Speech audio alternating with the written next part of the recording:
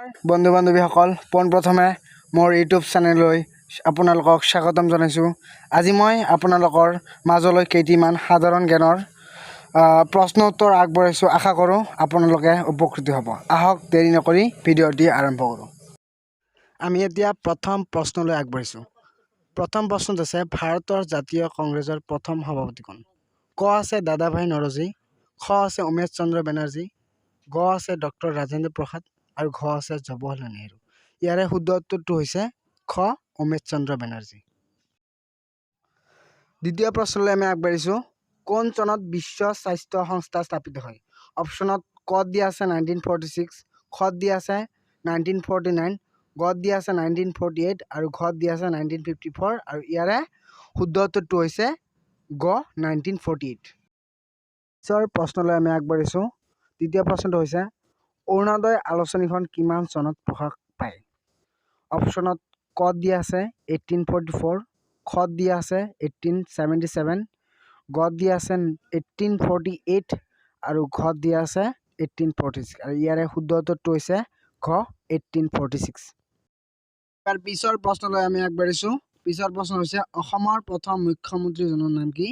Option ক দিয়া আছে গোপীনাথ বৰদলৈ, খত আছে ছাৰ সৈয়দ মহম্মদ ছাদুল্লাহ আৰু গত আছে বিষ্ণুৰাম মেধি আৰু ঘত আছে ওপৰৰ এটাও নহয়।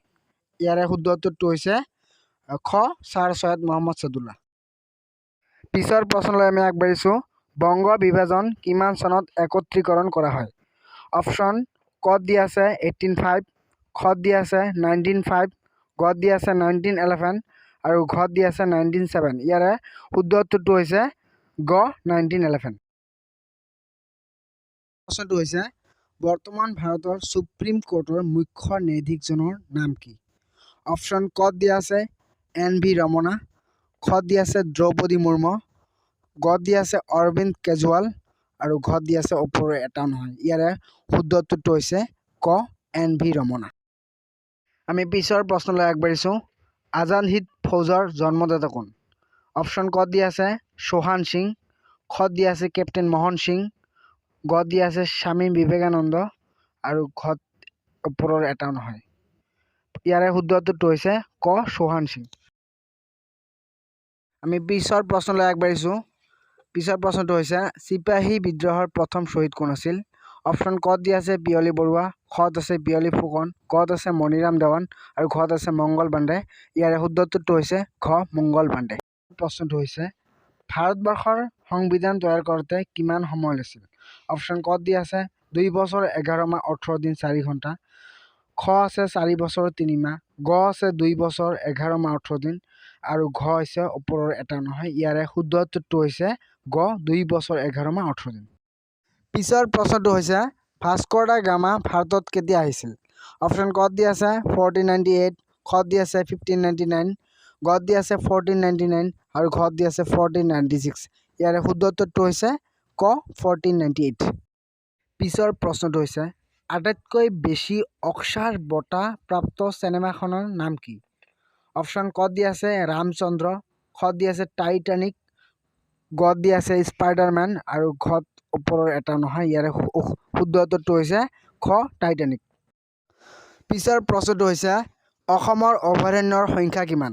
অপশ্যন কত আছে 24খন, খত আছে 25খন, গত আছে 22খন, ঘত আছে 23খন। ইয়াৰে শুদ্ধ উত্তৰটো হৈছে গ 22খন। পিছৰ প্ৰশ্নটো হৈছে অসমৰ প্ৰথম মহিলা IAS কোন?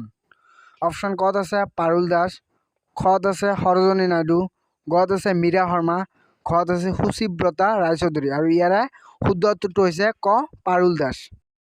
পিছৰ প্ৰশ্নটো হৈছে প্ৰথম অসমীয়া ৰাজ্যপাল কোন? অপশ্যন কত দিয়া আছে বিষ্ণুৰাম মেধি, খ আছে তাৰাপ্ৰসাদ বৰুৱা, গত আছে অমিয় কুমাৰ দাস আৰু ঘ হৈছে ওপৰৰ এটাও নহয়। ইয়াৰে শুদ্ধ উত্তৰটো হৈছে ক বিষ্ণুৰাম মেধি।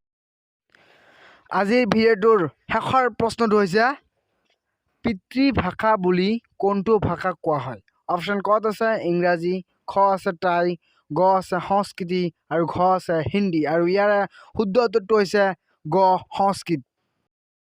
ইমানতে সামৰণি মাৰিছোঁ আৰু এনেকুৱা ভিডিঅ' পাবলৈ আমাৰ চেনেলটো ছাবস্ক্ৰাইব কৰিব। ধন্যবাদ। জয় আই অসম।